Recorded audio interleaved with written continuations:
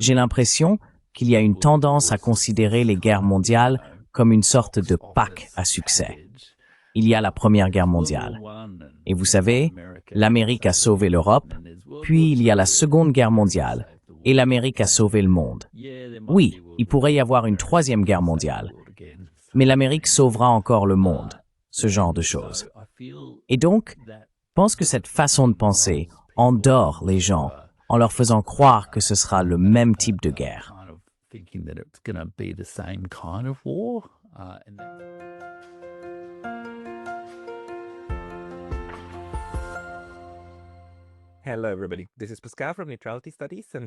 Bonjour à tous, ici Pascal Lotaz de Neutrality Studies.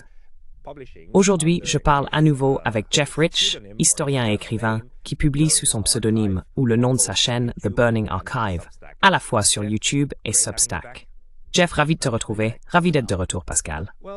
Eh bien, tu es basé en Australie, et je me suis dit qu'il serait intéressant d'avoir une mise à jour sur ton analyse de la politique mondiale, ce que nous avons tous deux appris à travers nos chaînes et nos parcours sur les réseaux sociaux, car il s'agit autant de diffuser que d'apprendre nous-mêmes, n'est-ce pas? Et peut-être que je vais commencer par ceci. Depuis que tu as commencé à publier et à interviewer des gens régulièrement, quelle est l'une des choses les plus importantes que tu as retenues de toutes ces conversations?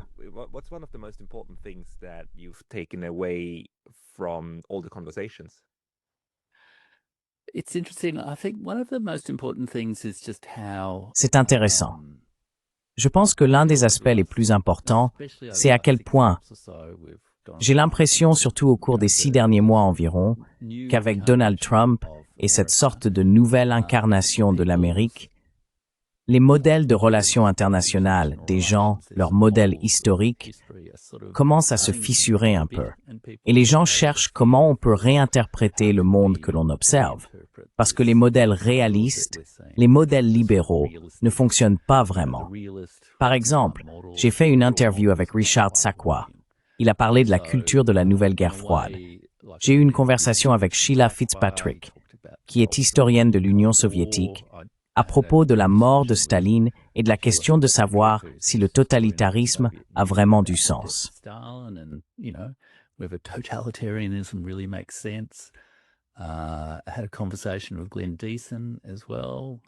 J'ai également eu une conversation avec Glenn Deason et aussi plusieurs échanges avec Warwick Powell au cours des dernières années, en particulier à propos du dilemme australien, à savoir, allons-nous être amis avec la Chine ou simplement les meilleurs alliés des États-Unis?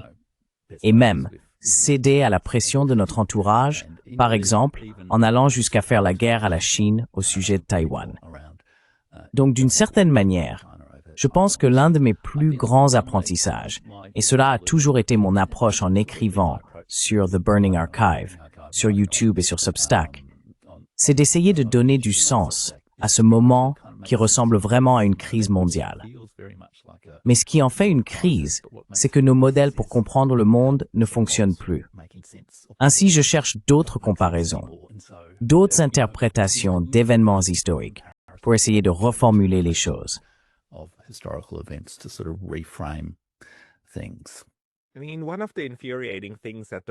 Je veux dire, l'une des choses les plus exaspérantes en ce moment, c'est que certains des cadres que nous pensions utiles pour vraiment comprendre ce qui se passe, comme appelons-le non pas une perspective nationaliste, mais la perspective de la nation et de ce qui est bon pour la nation, ne fonctionnent pas. Surtout dans le cadre réaliste, on part du principe qu'au final, les pays font ce qui est le mieux pour eux dans certaines circonstances, n'est-ce pas? Et ils évaluent les probabilités. Et oui, il y a des erreurs. Et il y a aussi cette dynamique de la politique des grandes puissances et la façon dont les forces agissent à l'échelle mondiale.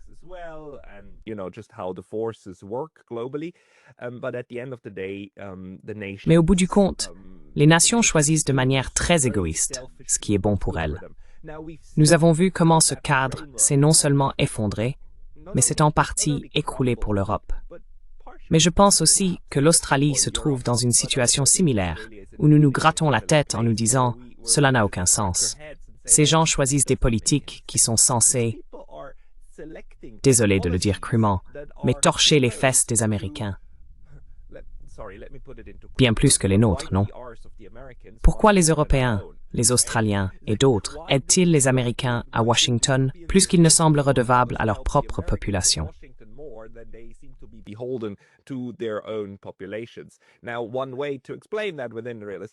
Maintenant, une façon d'expliquer cela dans le cadre du réalisme, c'est de dire « Oh, d'accord, ils sont devenus tellement dépendants qu'ils sont désormais des satellites et ils n'ont plus de politique étrangère indépendante. » Mais il nous faut encore expliquer comment ce processus s'est déroulé et pourquoi il en est ainsi. J'ai reçu sur ma chaîne cette jeune collègue, Nell Monilla, je crois qu'on en a déjà parlé, et tu avais aussi apprécié son intervention. Et elle a vraiment décortiqué la manière dont ces élites fonctionnent, comment elles sont formées, élevées, puis intégrées dans les cercles décisionnels et les élites américaines, y compris les élites économiques. Et je pense que c'est aussi quelque chose qui résonne avec toi, n'est-ce pas?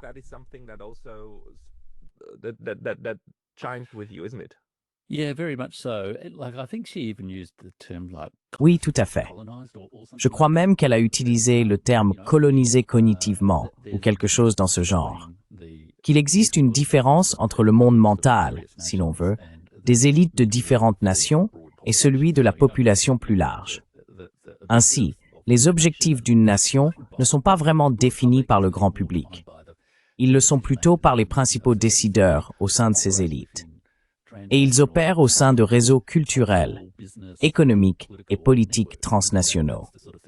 C'est ce sur quoi Nell Monilla s'est vraiment concentrée dans ses recherches et qu'elle a démontré toutes ces choses-là. Mais c'est aussi très évident en Australie, où il existe des affiliations et des bourses d'études très étroites.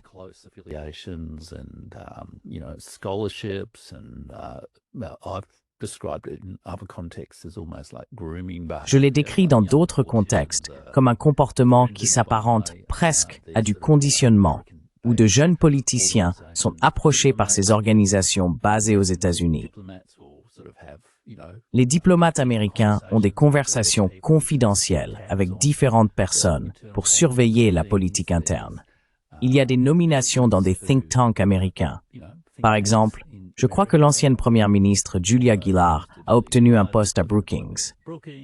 Kevin Rudd est allé à l'Asia Society et il est maintenant aussi l'ambassadeur d'Australie à Washington.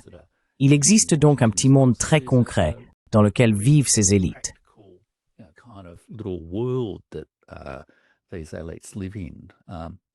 Et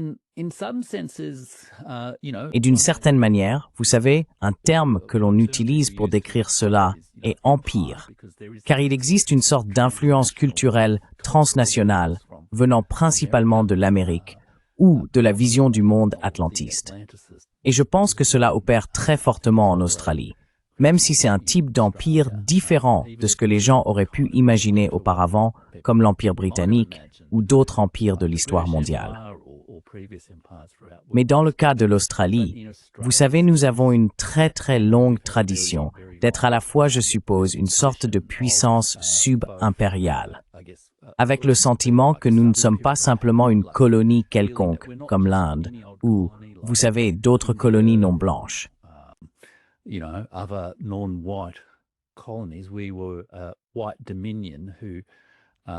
Nous étions un dominion blanc qui représentait ce que l'on appelait autrefois, vous savez, la race anglophone britannique. Et cette affiliation culturelle n'était en un sens pas si différente de ce que l'on décrit aujourd'hui comme l'ordre libéral fondé sur des règles. C'est la démocratie parlementaire, le libéralisme, la liberté, les marchés libres, tout ce genre de choses. Et cela a créé une sorte d'identité culturelle, où les gens avaient le sentiment d'être de meilleurs Britanniques que les Britanniques d'origine, et qu'ils méritaient un rôle plus important dans l'Empire que celui que les aristocrates snobs de Londres voulaient bien leur accorder.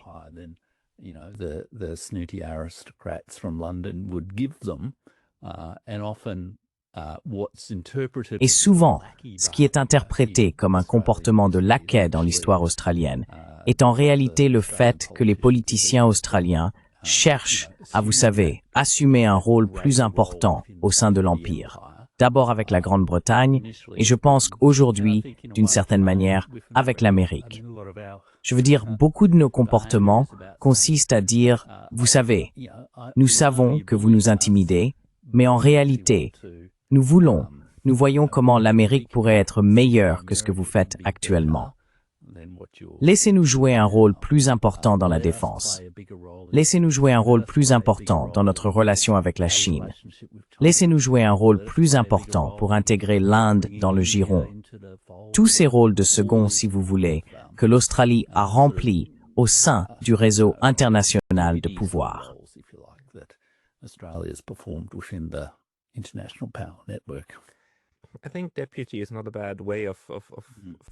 Je pense que député n'est pas une mauvaise façon de voir les choses.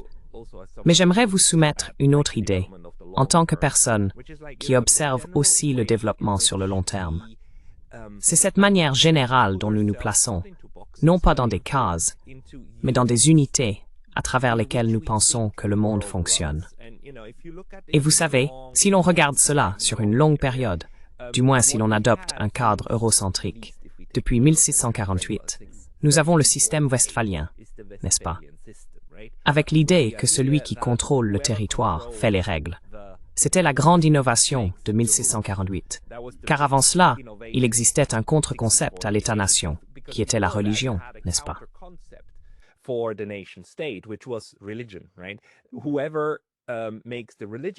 Quiconque établit les règles religieuses détient alors le pouvoir sur les personnes qui adhèrent à la même foi, qu'elles soient ici, là-bas ou ailleurs.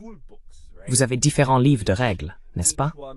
Et chacune des religions monothéistes, les chefs de la foi, déjà il y a des milliers d'années, étaient toujours des législateurs, n'est-ce pas? Moïse a apporté ses 10 commandements. Jésus a dit « Non, non, non, nous en avons un nouveau, avec une nouvelle loi. » Et les catholiques, eux, ont fait leur livre, et ainsi de suite, n'est-ce pas? Plus tard, Mahomet est venu et a dit « Je les ai reçus directement de la main de Dieu. » Et même si c'était ma main, c'est Dieu qui écrivait. Voici donc les nouvelles règles. Les religions ont donc toujours été des porteuses de règles. Et puis l'idée était, OK, vous, le groupe de personnes, vous vous comportez selon ces règles. Puis arrive 1748, ou la guerre de 30 ans, et un long développement.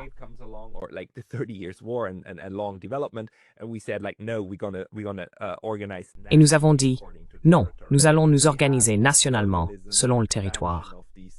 Nous avons eu le colonialisme et l'expansion de ces différents pays, des États-nations. Et je me demande, en fait, l'ordre international fondé sur des règles est d'une certaine manière une nouvelle façon de créer une communauté de personnes censées respecter une règle, même si cette règle n'est pas précisément écrite, mais qu'elle émane de Washington et de ses différents émissaires, à travers ces différentes institutions, y compris l'OTAN. Et ce ne sont pas ces personnes, ce groupe de personnes, qui se sentent vraiment redevables à l'État-nation sur lequel ils exercent leur autorité, mais plutôt à cette idée très abstraite d'une politique étrangère fondée sur des valeurs, d'un groupe de pays fondé sur des valeurs.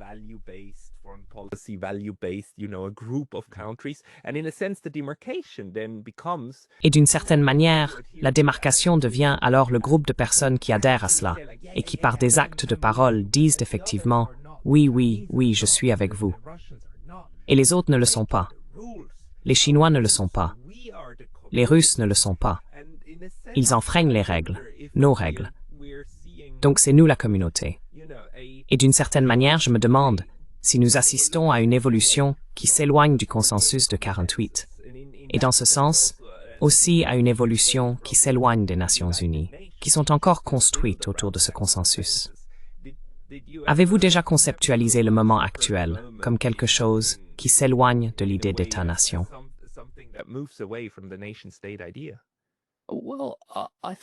Eh bien, je pense que oui, dans une certaine mesure.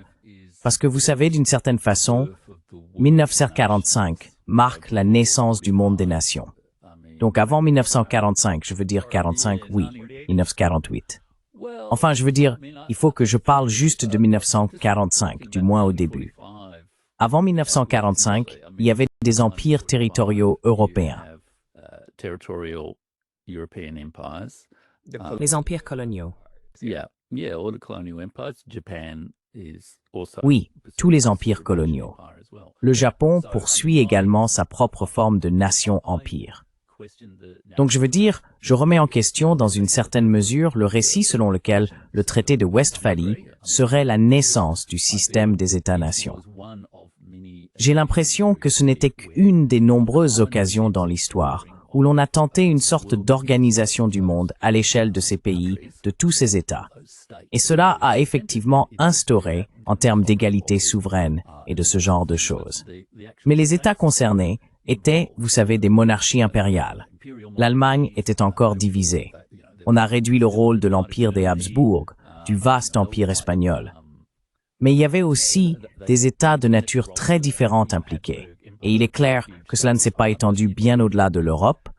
Ça n'a même pas inclus la Russie, d'après ce que je comprends du traité de Westphalie.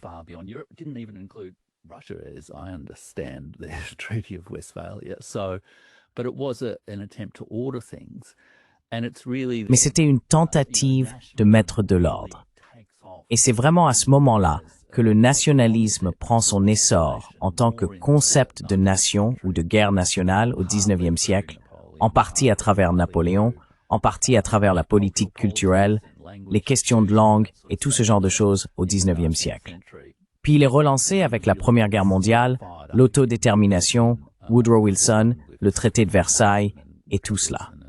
Mais cela fait aussi partie de la décomposition de l'Empire ottoman, de la décomposition de l'Empire austro-hongrois et de la transformation de l'Union soviétique en une fédération de sorte de nation républicaine, si l'on veut.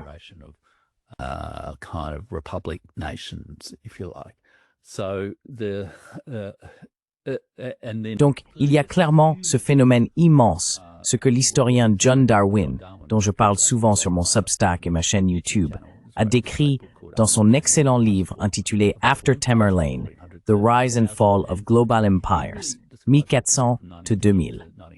Il décrit vraiment la période de 1910 à 1945 comme la crise du monde, où une forme antérieure de mondialisation se fissure et où diverses puissances rivales, la Grande-Bretagne, la France, les États-Unis, l'Allemagne, l'Italie et le Japon, s'affrontent pour le pouvoir et l'influence. Mais elle propose aussi une sorte d'idée d'empire-nation territorial.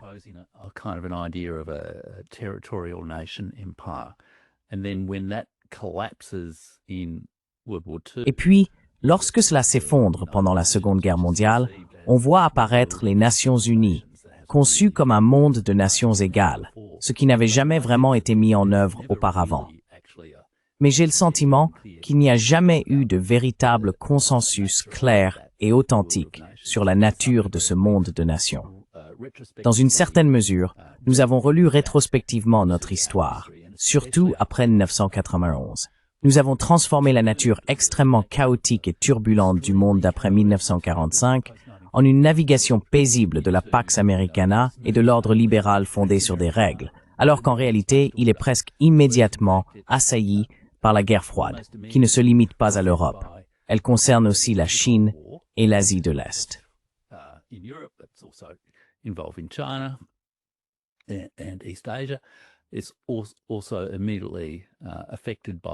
Elle est également immédiatement affectée par la décolonisation, qui, vous savez, rouvre la question suivante. Qu'est-ce qu'une nation dans un pays qui se forme lui-même à travers la décolonisation d'un ancien empire?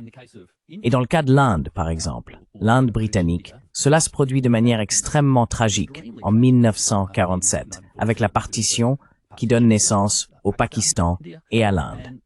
Et vous savez, des dizaines de millions de personnes se retrouvent dans des situations de réfugiés et de migration de ce type. Il y a aussi un immense débat parmi les personnes réclamant l'indépendance sur la nature de la nation à construire, ou même sur l'identité supranationale que cette nation devrait adopter.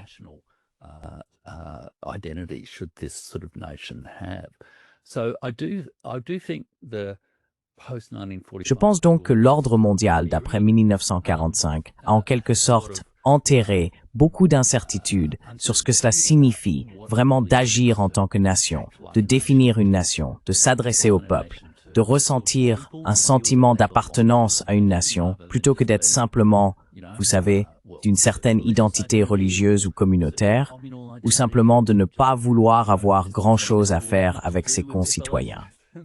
Et j'ai le sentiment que, d'une certaine manière, cela revient un peu avec la réaction populiste. Parce que les gens ont aujourd'hui une forme d'affiliation transnationale. Par exemple, nous regardons tous Netflix, où nous suivons tous des études sur la neutralité, et nous nous identifions à des personnes de toutes sortes de pays différents qui cherchent à développer des idées d'un autre modèle de relations internationales, plutôt que de se sentir enfermés, si vous voulez, dans la sorte de société. The sort of prison of our national identity. Okay, Jeff, then maybe let me continue by also... D'accord, Jeff. Alors peut-être que je vais continuer en te posant aussi une question sur ce moment où nous sommes, tu sais, témoins de violences de masse. Et nous en sommes témoins très souvent, n'est-ce pas? Et nous avons eu des historiens comme Steve Pinker qui, surtout dans les années 2010, avaient tendance à souligner que, oui, il y a de la violence. Et oui, les choses ne sont pas parfaites. Nous n'avons pas la paix dans le monde. Nous ne vivons pas encore dans un paradis sur Terre. Mais dans l'ensemble, si l'on prend du recul, nous vivons en réalité la période la plus pacifique et la plus prospère de l'histoire de l'humanité. Nous n'avons jamais été aussi bien nourris.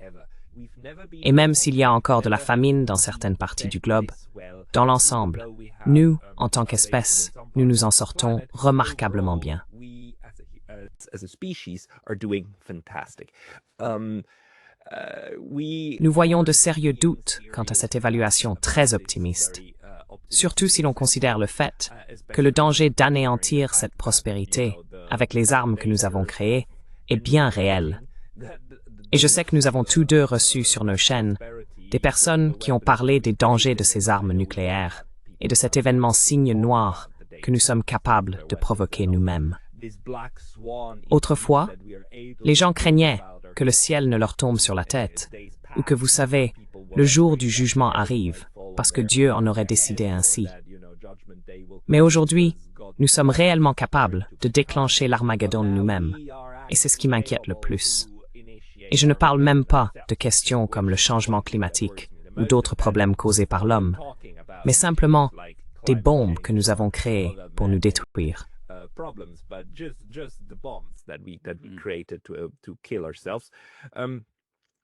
Et nous sommes à nouveau dans une période où beaucoup de gens disent « Regardez, c'est encore plus dangereux que la crise des missiles de Cuba. » Car lors de la crise des missiles, au moins Khrouchtchev et Kennedy comprenaient qu'il fallait désamorcer la situation. Avec Biden et M. Poutine, et maintenant Trump, Poutine et Xi, nous ne savons plus vraiment quelle est la logique, surtout du côté américain, ni si le consensus selon lequel une guerre nucléaire est impossible à gagner et ne doit jamais être menée est encore aussi profondément ancré chez ces dirigeants que nous le souhaiterions. Je pense que pour les Russes, c'est le cas. Les Chinois, d'après leur doctrine nucléaire, ne souhaitent pas tirer les premiers, j'en suis convaincu. Les Américains, en réalité, n'ont pas de doctrine de non-recours en premier à l'arme nucléaire. La Russie, malheureusement, a aussi récemment modifié sa doctrine. Mais que pensez-vous de la menace nucléaire qui plane toujours au-dessus de nos têtes?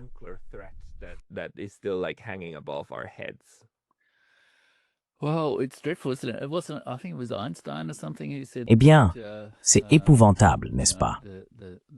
Je crois que c'était Einstein ou quelqu'un d'autre qui disait que la prochaine guerre mondiale serait la dernière, ou que la guerre suivante se ferait avec des bâtons et des pierres, quelque chose comme ça, vous voyez. Et c'est inquiétant, et c'est particulièrement préoccupant qu'il y ait diverses personnes à des postes influents qui semblent prêtes à envisager l'utilisation d'armes nucléaires limitées. Si j'ai bien compris, Elbridge Colby, le secrétaire adjoint à la défense aux États-Unis, qui mène la grande révision de la stratégie de défense, notamment pour l'AUKUS, mais aussi pour l'ensemble des États-Unis, a déjà plaidé par le passé pour l'utilisation potentielle d'armes nucléaires contenues dans un conflit avec la Chine au sujet de Taïwan. conflict with China over Taiwan, and there was a really creepy paper out of. Et vous savez, il y a eu un article vraiment inquiétant provenant de l'un des think tanks américains où il disait en gros, eh bien vous savez, Taïwan doit simplement encaisser, dans un langage assez brutal, presque impérialiste. Je les caricature peut-être un peu, mais c'est préoccupant. Mais il y a aussi une autre dynamique qui semble avoir émergé récemment, où nous avons vu l'attaque opération Spiderweb contre des installations nucléaires en ligne. Donc, une sorte d'attaque asymétrique, je suppose, contre des capacités nucléaires, ou une attaque conventionnelle contre des capacités nucléaires, qui n'a pas immédiatement entraîné une escalade.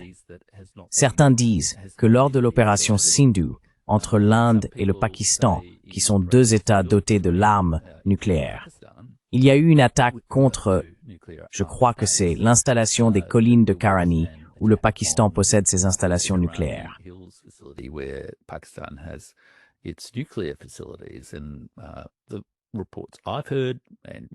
D'après ce que j'ai entendu, et je peux très bien me tromper, car je ne suis pas vraiment un spécialiste militaire, il y a eu des attaques contre les portes, ouvertures ou évents de l'installation nucléaire qui ont en fait désactivé la capacité du Pakistan à utiliser ses armes nucléaires. Donc d'une certaine manière, c'est un phénomène similaire, l'utilisation d'armes conventionnelles qui neutralisent effectivement l'effet des armes nucléaires. Et je suppose que le troisième exemple est le missile hypersonique qui a été utilisé en Ukraine l'année dernière, n'est-ce pas? Là encore, il s'agit, je suppose que ce n'est pas une arme conventionnelle, mais une arme non nucléaire, qui est perçue comme ayant le même type d'effet dissuasif, si l'on veut, mais sans les effets secondaires. Pour le dire simplement, les retombées nucléaires et tout ce qui s'ensuit.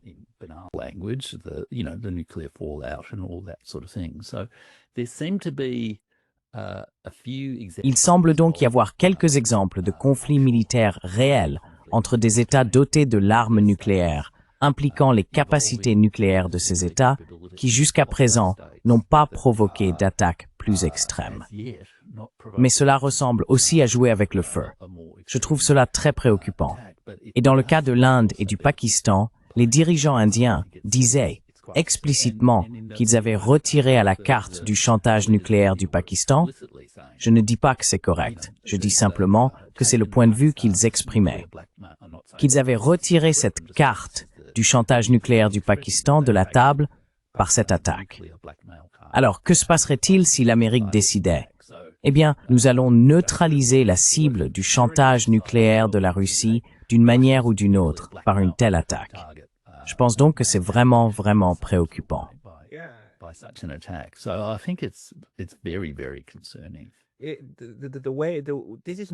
C'est nouveau, la façon dont nous voyons la volonté des adversaires d'attaquer réellement les installations nucléaires de l'autre.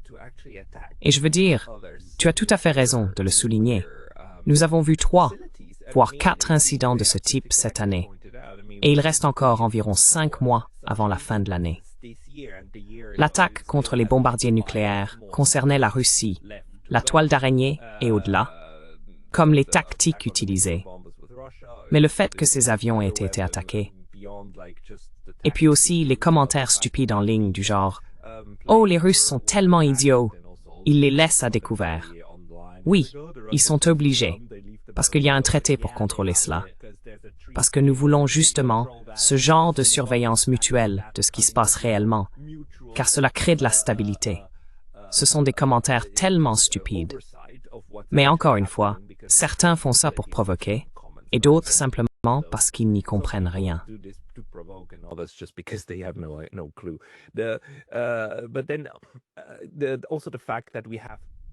Mais il y a aussi le fait que cette année, nous avons 2 États dotés de l'arme nucléaire qui attaquent un État non doté de l'arme nucléaire, l'Iran, et qui attaquent ses installations nucléaires, lesquelles, même selon le TNP, ils sont autorisés et garantis d'avoir, etc. Et cette idée, encore une fois, que les États dotés de l'arme nucléaire peuvent et vont simplement traiter les États non dotés de l'arme nucléaire comme ils le souhaitent, y compris en les attaquant. Et bien sûr, de l'autre côté, on avance le même argument concernant ce que fait la Russie avec l'Ukraine. le fait que l'Ukraine a renoncé à ses armes nucléaires, même s'il faut préciser que même si l'Ukraine avait conservé des armes nucléaires sur son territoire, elle n'aurait pas pu les utiliser. Cependant, cela aurait tout de même changé la logique si des armes nucléaires étaient encore stationnées et conservées sur le territoire ukrainien. Nous voyons donc comment cette dynamique évolue sous nos yeux.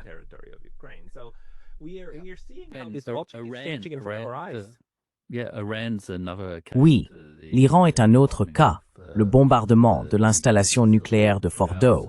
Donc c'était pas des armes nucléaires, mais c'était une installation nucléaire.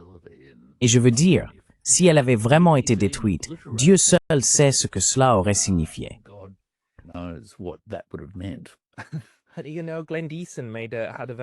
Vous savez, Glenn Deason a eu une interview très importante avec Ted Postol la semaine dernière, au cours de laquelle Ted Postol a vraiment exposé de manière convaincante que maintenant, après cette attaque, et maintenant que ces 400 kg d'uranium hautement enrichi sont intraçables, ou que nous ne savons pas où ils se trouvent, nous devons considérer l'Iran comme un État doté de l'arme nucléaire. Il explique très clairement à quel point il est facile pour les Iraniens de fabriquer une bombe maintenant, car l'enrichissement supplémentaire nécessaire est minime. Cela peut se faire dans une pièce de la taille d'un appartement moyen. Et la technologie pour la livrer est tellement rudimentaire qu'il n'est même pas nécessaire de la tester.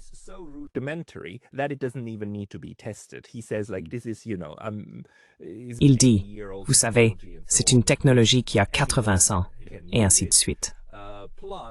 N'importe qui peut faire ça. De plus, même s'ils affirment ne pas l'avoir, la chose la plus logique à faire serait de nier qu'ils la possèdent tout en la développant réellement. Donc, même si vous les croyez quand ils disent qu'ils ne veulent pas le faire, il serait tout de même plus prudent de supposer qu'ils les ont, plutôt que l'inverse. Car sinon, vous pourriez commettre une erreur stratégique si coûteuse qu'elle pourrait tout vous coûter, si vous étiez Israël, n'est-ce pas?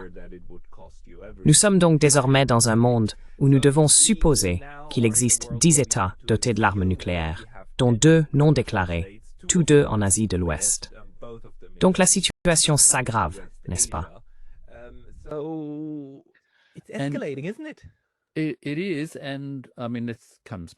C'est vrai. Et je veux dire, cela nous ramène aussi à l'Australie, car la critique de la Chine et de la Russie concernant l'AUKUS et l'accord sur les sous-marins nucléaires, c'est que l'Australie viole de facto le traité de non-prolifération nucléaire, qu'elle s'équipe en quelque sorte d'armes à capacité nucléaire, tout en faisant de belles promesses qu'elle ne fera rien, mais qui peut dire ce qu'elle fera dans 10 ou 20 ans. Et vous savez, l'Australie a également accepté d'accueillir la flotte navale américaine à capacité nucléaire. Je ne suis pas très calé sur tous les aspects techniques des armées et tout ça, mais de la baser dans une ville australienne, à Perth, dans l'océan Indien. Donc, d'une certaine manière, nous devenons une base avancée, équipée de capacités nucléaires pour l'Amérique.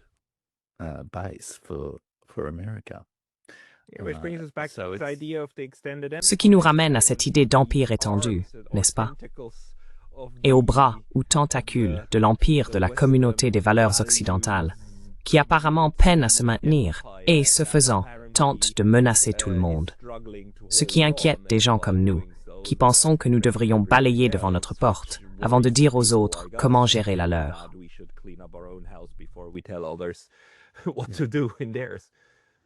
De mon point de vue, l'Amérique possède une présence militaire mondiale qui n'a jamais existé auparavant dans l'histoire et qui est vraiment unique. D'une certaine manière, elle a en fait imposé une partition en Europe, la guerre froide, et elle a imposé une partition en Asie de l'Ouest, Israël, Palestine. Elle a aussi, je suppose, imposé d'une certaine façon une partition assez chaotique en Inde, au Pakistan et au Bangladesh.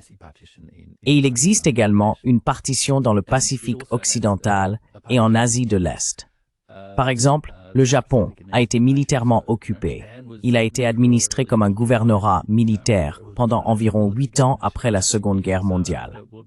La Corée est toujours divisée et compte des millions de soldats qui sont en fait vous savez essentiellement sous le contrôle des forces armées américaines. Et vous savez, Taïwan est une question complexe. Mais c'est en partie aussi le reflet de ce genre de situation. Et lorsque les gens parlent de la primauté américaine en Asie, ils en parlent souvent en des termes abstraits ou en termes culturels, idéologiques ou de valeurs. Cultural, ideological, values-based terms, but it's also the Mais il s'agit aussi de la défense de la présence militaire continue des États-Unis dans tout le Pacifique occidental et l'Asie occidentale, et désormais très fortement en Australie.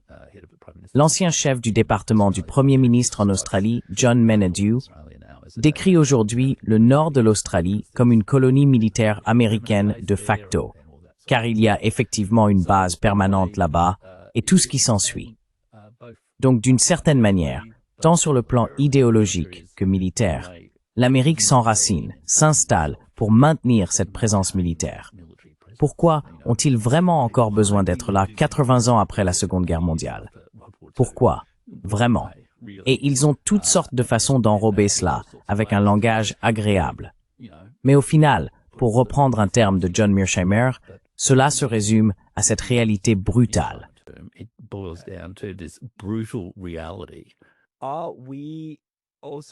Vivons-nous également dans un monde où nous imaginons, vous savez, la souveraineté et l'égalité des nations, et le système westphalien comme étant en place, alors qu'en réalité, ce n'est qu'un joli petit rêve, n'est-ce pas?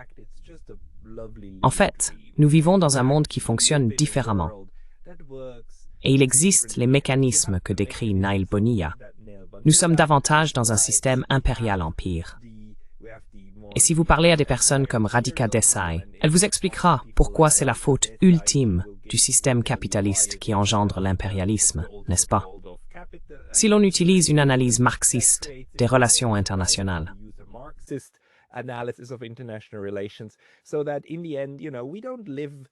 Au final, vous savez, nous ne vivons pas vraiment dans des États-nations où ce sont les États-nations qui établissent les règles. Nous vivons dans des structures bien plus vastes, des kraken qui agissent ensuite avec leurs petits bras. Et malheureusement, nous, en aval, nous nous trouvons quelque part sur les bras et non dans la tête. Pensez-vous que cela va changer dans les prochaines années? Et peut-être pour la dernière question, cette vision que nous avons examinée, comme celle de Dmitri Trenin, selon laquelle la Troisième Guerre mondiale a en réalité déjà commencé, et que nous vivons actuellement les hauts et les bas, les périodes de tension et d'accalmie de cette guerre, et que nous ne devrions pas considérer la période actuelle comme une nouvelle guerre froide, mais plutôt comme une Troisième Guerre mondiale. Cette conceptualisation a-t-elle du sens pour vous?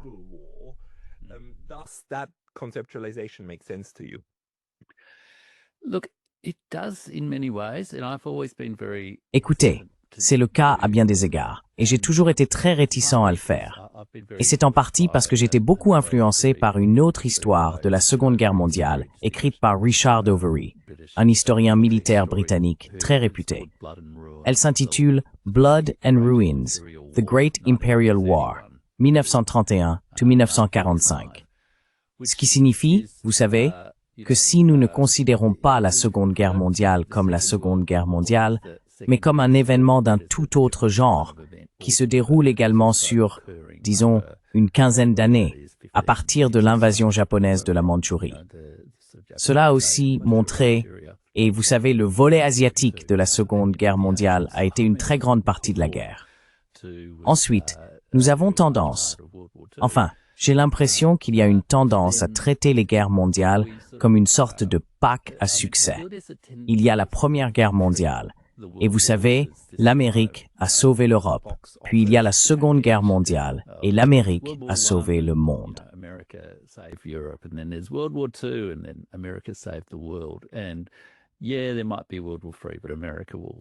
Et oui, il pourrait y avoir une Troisième Guerre mondiale, mais l'Amérique sauvera à nouveau le monde, ce genre de choses. Je pense donc que ce type de raisonnement endort les gens dans une façon de penser que ce sera le même genre de guerre. Et c'est là que je trouve le concept de Dmitri Trenin assez intéressant. Il s'agit d'un conflit mondial qui se déroule selon différentes modalités et de différentes manières, et qui ne s'intensifiera peut-être jamais jusqu'à atteindre la violence totale, organisée et brutale qui a eu lieu pendant la Seconde Guerre mondiale, laquelle a été rendue possible par des idéologies nationalistes et racistes, ainsi que par la persistance des empires et tout ce genre de choses. Mais j'ai vraiment le sentiment qu'il y a actuellement tellement de conflits mondiaux que cela y ressemble un peu. Mais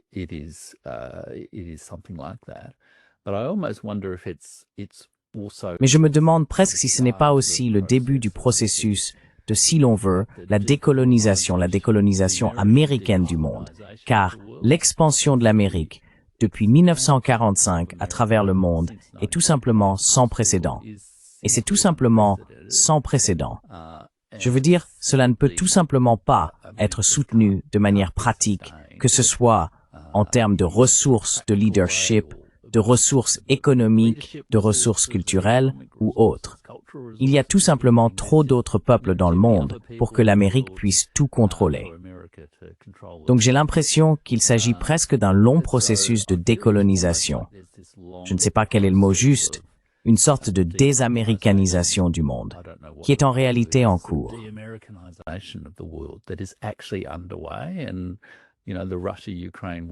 Et la guerre entre la Russie et l'Ukraine en fait partie. La plus grande assertivité de la Russie au cours des 30 dernières années en fait partie, tout comme la montée en puissance de la Chine.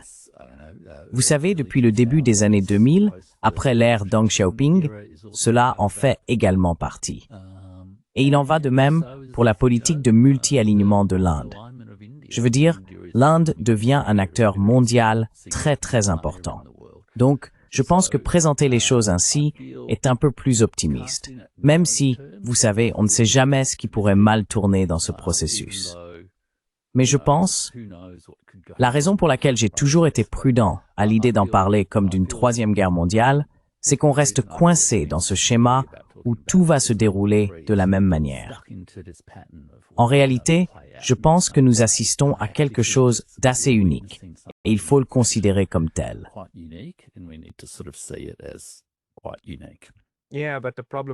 Oui, mais le problème avec les choses uniques, c'est qu'elles ne nous donnent pas les concepts mentaux pour les comprendre correctement. C'est un peu triste quand on se dit « Oh, dans 20 ans, on comprendra beaucoup mieux cette période. » Oui, super. Vous avez deux historiens, faites quelque chose. Peut-être sommes-nous aussi trop enfermés dans un cadre occidental, où nous pensons la guerre et la paix comme deux moments distincts, alors qu'en réalité, même la guerre froide est clairement une idée floue de cela. Mais, vous savez, lorsque nous considérons la paix comme un moment où les lois de la paix s'appliquent, et la guerre comme celui où les lois de la guerre s'appliquent, etc., c'est une manière très très européenne, en fait, une manière du 19e siècle de concevoir la distinction entre les deux.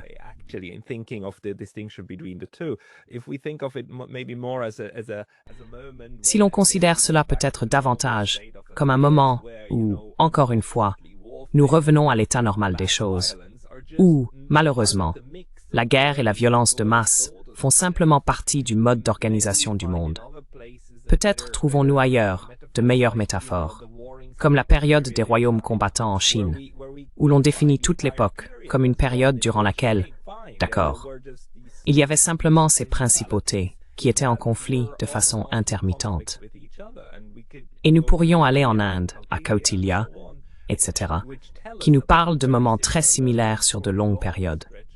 Nous pouvons évoquer les guerres du Péloponnèse, n'est-ce pas, qui furent une longue histoire de guerres intermittentes entre les Grecs, les Perses, et ainsi de suite. Toute la région. Ce sont principalement ces exemples qu'il faut regarder pour trouver des métaphores de ce que... Oui.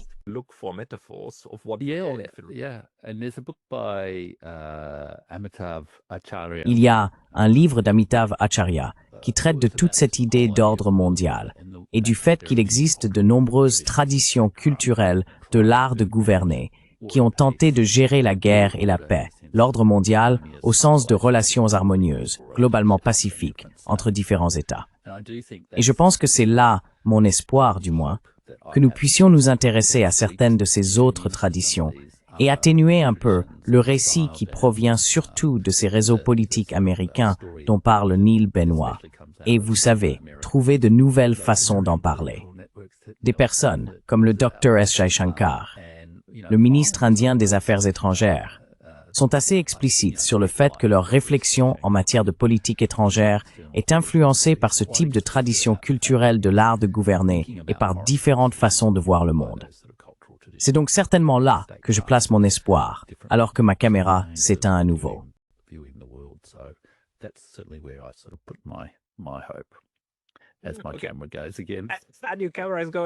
Cette nouvelle caméra s'éteint encore. Jeff va prendre ça comme un signe que c'est le moment. Tout le monde, si vous voulez découvrir le travail de Jeff, rendez-vous sur The Burning Archive, sur Substack ou sur sa chaîne YouTube. Les deux seront liés ci-dessus. Jeff, procure-toi une nouvelle caméra et on reparlera bientôt. Fantastique, Pascal. Merci beaucoup.